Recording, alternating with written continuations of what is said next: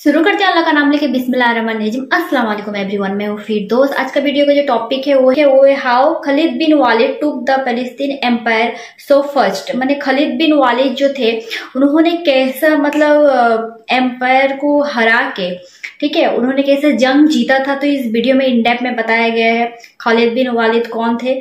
तो बहुत इंटरेस्टिंग होने वाला है वीडियो, न्यू वीडियो। जो कि वीडियो जो है द कोहिस्तानी का वीडियो, इनका वीडियो बहुत ही ज्यादा अच्छा लगता है। चलो वीडियो हम स्टार्ट करते हैं। रसूलुल्लाह सल्लल्लाहु अलैहि वसल्लम की वफात के कुछ ही अरसे बाद ऑलमोस्ट पूरे अरब ने पहले खलीफा अबू बकर रज़ियल्लाहु तआला अन्हु के खिलाफ बगावत का ऐलान कर दिया। लेकिन अबू बकर रज़ियल्लाहु तआला अन्हु ने बहुत तेजी से इन सारी बगावतों को अपने जनरल खालिद बिन वलीद की लीडरशिप में क्रश कर दिया।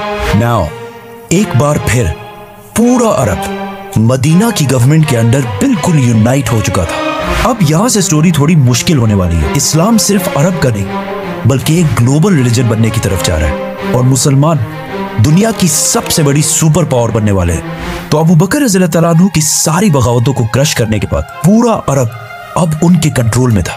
लेकिन अरब फिर भी एक डेजर्ट था और बहुत ही गरीब इलाका था, और पूरा अरब यूनाइट होने के बाद भी एक सुपर पावर नहीं बन सका। असल सुपर पावर अरब से बाहर रोमन और पर्शियन एम्पायर थी। ये दोनों एम्पायर्स दुनिया की बहुत बड़ी और बहुत पुरानी एम्पायर्स थी। इस्लाम के पहले दिनों से जब मुसलमान बहुत कमजोर थे, रसूलुल्लाह सल्लल्लाहु अलैहि वसल्लम बार बार उन सख्त हालात में भी फरमाते थे कि एक दिन हम रोमन और पर्शियन एम्पायर को फतह करेंगे, जिस पर मक्का के लोग इनका हमेशा बहुत मजाक उड़ाते थे। लेकिन अब सिर्फ कुछ ही साल बाद मदीना की रियासत इन दोनों सुपर पावर्स से टकराने वाली थी, और आप सल्लल्लाहु अलैहि वसल्लम की इस बात को पूरा करने के लिए अल्लाह ने पहले से प्लानिंग की हुई थी। मतलब जब मुसलमान हिजरत के बाद मदीना में आहिस्ता आहिस्ता सेटल हो रहे थे, उसी टाइम रोमन और पर्शियन एम्पायर आपस में बहुत सख्त लड़ाई चल रही थी, जिसे हम इस वीडियो में एक्सप्लेन कर चुके हैं। इन दोनों एम्पायर्स की आपस में इतनी सख्त लड़ाई हुई थी कि अब ये दोनों एम्पायर्स पहले जैसी स्ट्रांग नहीं रही थी, और आपस में लड़ लड़कर दोनों सुपर पावर्स बहुत कमजोर हो चुकी थी, जिसकी वजह से ये मुसलमानों के पास बेस्ट टाइम था कि इन दोनों सुपर पावर्स को वंस एंड फॉर ऑल खत्म कर दिया जाए, क्योंकि ये दोनों एम्पायर्स इस्लाम के लिए सबसे बड़ा खतरा थे। फॉर एग्जाम्पल रोमन एम्पायर की बादशाह हेराक्लियस, उन्होंने जंगी मुता और जंगी तबूक पे मुसलमानों को खत्म करने की कोशिश भी की। लेकिन फिर भी अबू बकर रज़ियल्लाहु तआला अन्हु ने पहला हमला रोमन एम्पायर पर नहीं बल्कि पर्शियन एम्पायर पर किया। इससे कुछ साल पहले रसूलुल्लाह सल्लल्लाहु अलैहि वसल्लम ने दुनिया के सारे बादशाहों की तरफ लेटर्स भेजे थे और उन्हें इस्लाम की तरफ आने का हुक्म दिया था, जिसका सबसे बुरा रिस्पॉन्स पर्शियन बादशाह खुसरो ने दिया था। और आप सल्लल्लाहु अलैहि वसल्लम की भेजे हुए लेटर को बहुत गुरूर के साथ फाड़ दिया था, जिसके बाद पर्शियन एम्पायर और मुसलमानों के दरमियान हमेशा एक कोल्ड वॉर चलती रहती थी, और पर्शियन एम्पायर बार बार मुसलमानों की गवर्नमेंट को थ्रेट्स भी भेजती थी। लेकिन आप सल्लल्लाहु अलैहि वसल्लम के लेटर को फाड़ने के बाद उसी पर्शियन बादशाह खुसरो के बेटे ने उसे कत्ल करके खुद पूरे ईरान का बादशाह बन गया। लेकिन कुछ ही अरसे बाद उस बेटे के आर्मी चीफ ने उसे तख्त से हटा दिया और खुद बादशाह बन गया। फिर बाकियों ने मिलकर उसे भी तख्त से हटा दिया और एक औरत को मलका बनाया। फिर उसे भी हटा दिया गया और उसकी जगह किसी दूसरे को लाया गया। फिर उसे भी हटा दिया गया। मतलब बिल्कुल थोड़े से अरसे में ईरान के 10 बादशाह बदले गए। इस सब की वजह से ईरान की गवर्नमेंट बाकी दोनों के मुकाबले में बहुत कमजोर हो चुकी थी। जिस तरह अगर आज हमारे मुल्क को देखा जाए तो पिछले कुछ ही सालों में पाकिस्तान में 7-8 प्राइम मिनिस्टर्स को थोड़े थोड़े अरसे के बाद बदला गया है, और in the same time India और बांग्लादेश में एक ही लीडर रहा है, जिसकी वजह से पाकिस्तान इन दोनों कंट्रीज से बहुत पीछे रह चुका है। उसी तरह पर्शियन एम्पायर भी अपने लीडर्स के बार बार चेंज होने की वजह से बहुत कमजोर हो चुका था, और इस बात का मुसलमानों के लीडर अबू बकर रज़ियल्लाहु तआला अन्हु को बहुत अच्छी तरह पता था। इसीलिए बगैर कोई टाइम वेस्ट किए उन्होंने 2 बड़े फैसले किए कि पर्शियन एम्पायर पर हमला करने वाली फौज में सिर्फ और सिर्फ वो मुसलमान होंगे जो खुद इस जिहाद के लिए वॉलंटियर करें, और जो ना लड़ना चाहे वो ना लड़े। दूसरा फैसला ये कि उन्होंने अपने बेस्ट जनरल खालिद बिन वलीद को लेटर भेजा कि जंगी यमामा में मुसलमा को हराने के बाद वापस मदीना नहीं बल्कि अपनी फौज को लेकर पर्शियन एम्पायर की तरफ जाओ। तो खालिद बिन वलीद 18,000 मुसलमानों को लेकर पर्शियन एम्पायर ईरान की तरफ रवाना हुए। ईरान उस जमाने में बहुत बड़ा था। खालिद बिन वलीद जिस इलाके को फतह करने के लिए गए उसे आज के जमाने में कुवैत कहा जाता है, जहाँ बहुत सारे पर्शियंस और अरबी दोनों आबाद थे। जाने से पहले खालिद बिन वलीद ने पर्शियन जनरल को लेटर लिखा कि या तो इस्लाम कबूल कर लो और या जिजिया देने के लिए तैयार हो जाओ, वरना उसके बाद जो होगा उसके जिम्मेदार तुम खुद होगे।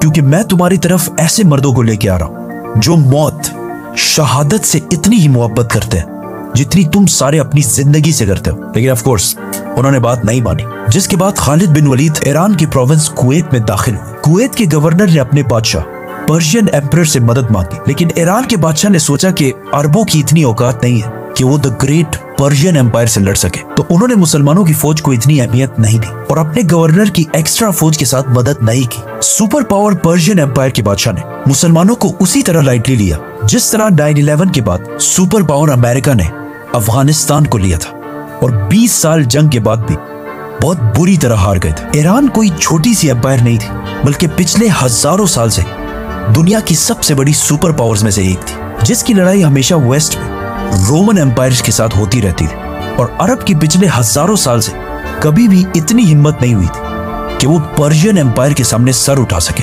क्योंकि इस्लाम से पहले अरब कभी यूनाइट हुआ ही नहीं था। ईरान के बादशाह की इस गलती से मुसलमानों को बहुत ज्यादा फायदा हुआ और 18,000 मुसलमान फुल स्पीड कुवैत के पहले शहर कज़ीमा की तरफ रवाना हुए। ये देखकर कुवैत का गवर्नर भी अपनी 30 या 40 हजार की फौज लेकर उसी शहर की तरफ रवाना हुआ जहां मुसलमान जा रहे थे। लेकिन जैसे ही उनकी सारी फौज वहां पहुंची, उन्होंने देखा कि मुसलमान इस सिटी नहीं बल्कि एक दूसरी सिटी हुफैर पहुंच चुके हैं। तो कुवैत का गवर्नर भी वापस उसी सिटी की तरफ जाने लगा।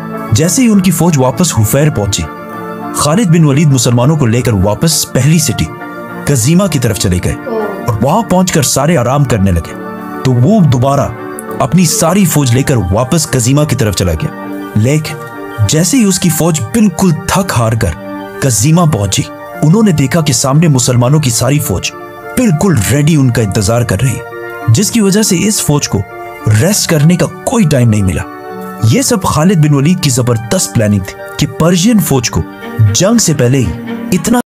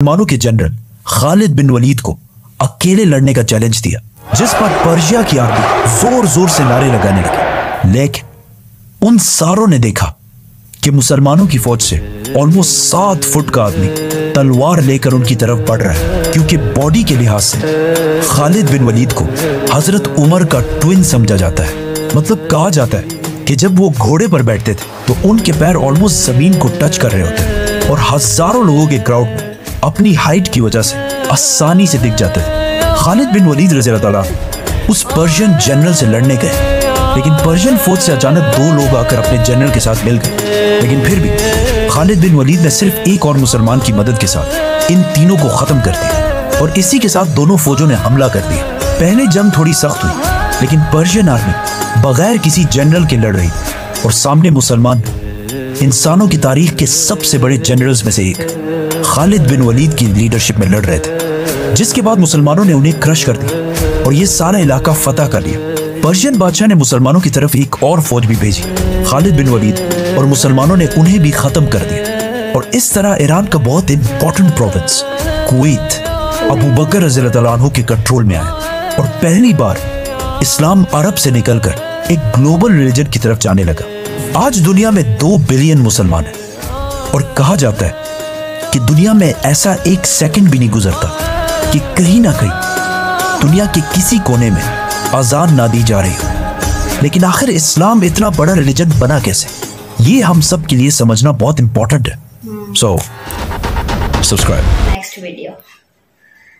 ओके, उन्होंने यही चीज बताया है जो कि खालिद बिन वालिद जो कि मतलब कैसे एक बहुत पावरफुल एम्पायर को हराए, जो कि उनके पास ओनली मुसलमान के फौज था, जो कि उनके पास इतना कुछ मतलब जंग करने के लिए भी कुछ सामान नहीं था, लेकिन उन्होंने जो पैलेस्टीन एक एम्पायर जो है वो बहुत ताकतवर था, उनके पास बहुत सारा सामान था, उन्होंने कैसे हराया, उनके पास मतलब कैसे उनको यहाँ से वहां से वहां थका के उनके थका दिया, थका देने के बाद उसके बाद में उनके साथ जंग किया और जंग करने के बाद उन्होंने हरा दिया। और इसमें एक बात बताया है जो कि सच में जो कि 2 मिलियन मुसलमान मतलब पूरी दुनिया में है और हर एक सेकंड में कहीं ना कहीं अजान हो रहा है, अजान कभी बंद नहीं हो रहा है।